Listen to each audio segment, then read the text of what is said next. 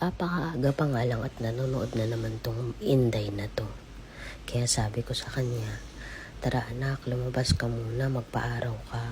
Para naman makalanghap ka ng sariwang hangin at hindi na lang puro aircon ang nararamdaman mo. Puro lamig na lang ng aircon, wala nang natural na hangin at natural na klima galing sa labas. Binilitan ko lang siya dyan ng diaper sandali. Tapos ayan, sabi ko sige anak, tara lalabas tayo. Para pareho man lang tayong maarawan. Ayan, kaya dinala ko muna siya sa labas. Dito lang naman sa loob ng subdivision.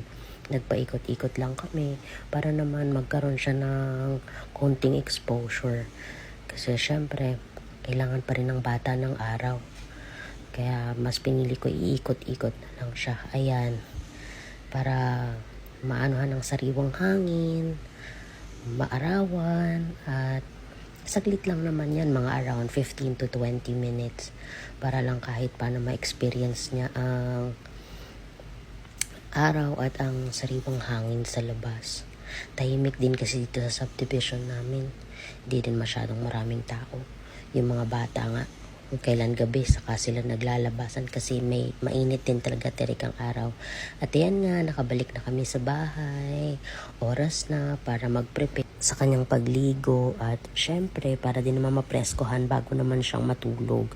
Syempre pag galing sa labas, ibang exposure. So, konting papawis lang din at ayan, pwede na siyang mag-nap time. Ayan, kinakukus-kus-kus na nga ng mata at inaantok na nga talaga tong Inday na to.